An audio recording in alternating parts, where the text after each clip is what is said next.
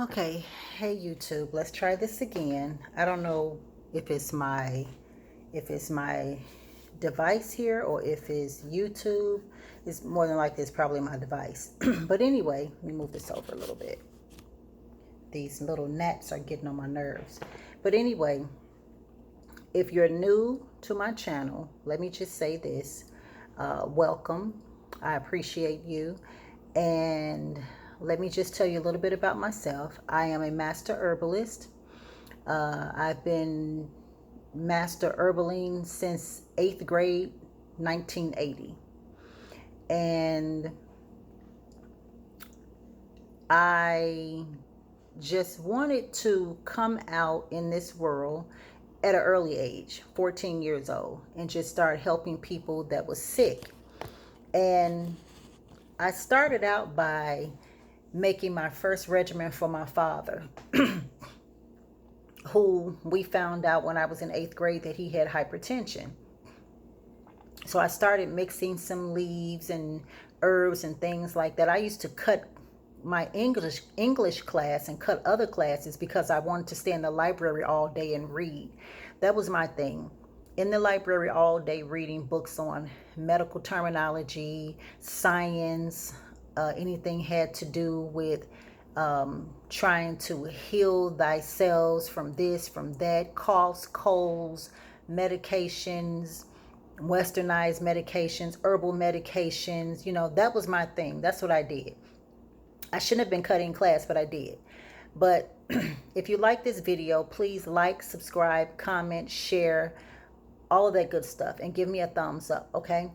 So what I normally do on my channel as well, I usually talk about things from head to toe, internally to externally, things that make our bodies go, wow, and things that make our bodies go, oh, sick. I try to cover bases on so many different things. Right now, I have, over the 40 years, I have 10,452 regimens. A regimen is, I would say a regimen is something that can be put together to help the body with whatever type of diseases you have. I have 10,452 regimens. But I just started coming on social media in 2013, I believe. No, 2011 or 2009. I'm not sure, but 2009, 11, something like that. I've been on and off. But I wanted to talk tonight about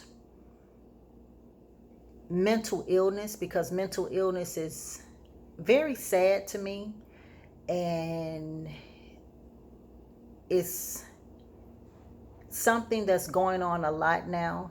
And it's not just with with women, or not just with men. It's with everybody. It's with children, it's with teenagers, it's with everyone. And what I have been noticing over the years, they give us medication.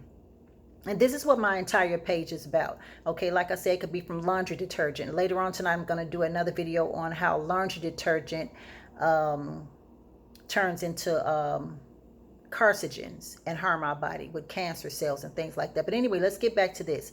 Sometimes, we can take certain medications, and we all know this. Even your doctor will tell you that there are side effects from all medications that we take, okay? And this is why I started this many years ago, 40 years ago, because I didn't like the side effects from medication. When my mother took me to the doctor, I didn't like how she looked when she went to the doctor and she was on medication. My grandmother, my great grandmother, Big Mama, my aunts, my uncles, everybody. I just didn't like, if they were supposed to be getting well, why are they now sicker than they were before they started? But let me give you a quick rundown on this one here. This Prozac. Prozac is supposed to be for compulsive disorders, eating disorders, panic attacks, extreme fear, unexpected attacks, anxiety attacks, major depression, mild depression. It's supposed to be for obsession, compulsive disorders. But we all know that certain antidepressants cause us to have other things. Sometimes it causes you to get cancer over the years. Sometimes it causes you to get tumors. Sometimes it causes you to get respiratory illnesses. So it can cause you a lot of different horrific benefits. But I just want to give you guys a few herbs that helps the body in the same way that Prozac does, or any of the antidepressants, without side effects. So let me just give you about 10 or 12 of some herbs that I have known people to take, and people that I have helped over the years. And some of them chose not to take their antidepressants, and they use these, and they are just okay now. But herbs are something that you have to take on a daily basis. And also with herbs, whatever you're trying to kill in your body, whatever you're trying to heal in your body, you can't take a herb and continuously to eat bad food. You have to eat clean as possible. So here are some of the herbs that do the same thing that Prozac does, with a good diet, with good eating habits. Chamomile, valerian root, lemon balm, passion flower, holy basil is a good one, lavender, ashwagandha, kava kava, St. John's wort, and ginkgo. Some people say ginkgo, whichever one. Ginkgo. I say ginkgo,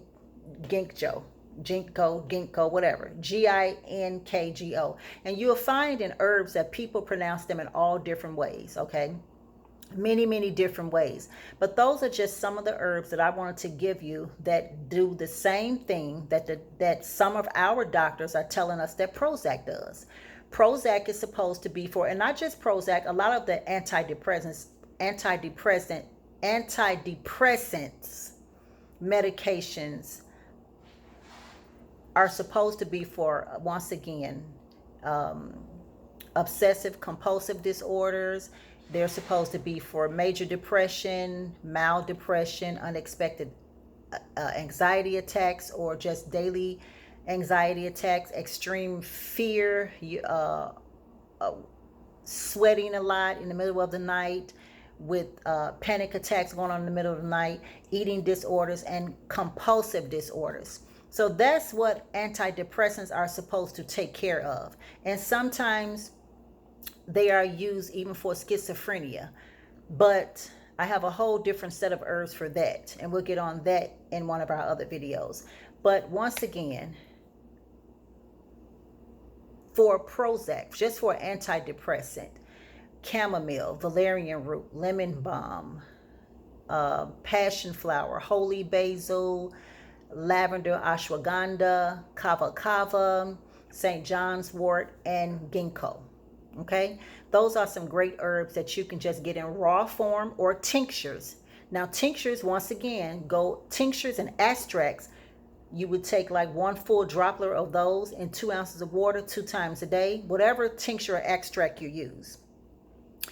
And it gets inside your blood system within 15 seconds because it has been extracted right from the plant. The medicine has been extracted right from the plant. Raw form herbs come in just the leaf form, or the flower form, or the powder form. And that's what you call a raw form herb, which can be put in your waters. It can be made as teas. So I just wanted to come on tonight just to let you guys know that. Just check on your people, check on your relatives, check on your friends, check on your children every now and then. Don't just let our children sit in their bedrooms and play their games and eat their foods. We have to help our kids stay on top of things. Try our best to keep them away from antidepressants. Try our best to keep them away from just all these different medications that we are told is going to help them. And we also have to understand with our teenagers and things, we have to stop thinking that, oh, he's been in his room all day, oh, he's depressed, oh, he's talking back, or oh, she's doing this, oh, she's doing that. That's just a part of being a teenager. When I was a teenager, I had an attitude 24/7 about something. I always had an attitude, wanted to stay in my room a lot, just wanted to be alone. But it didn't mean that I had any mental illness going on. So we have to be careful when we think that our children are having mental illness and we want to run them to the doctor. Most of the time, well, I can't say most of the time. Sometimes they just need us to talk to them. They need us to talk to them like they're human beings, without the cursing, without the yelling, without the slapping, without the beating. Our children don't need that. Okay, now that right there can cause mental illness.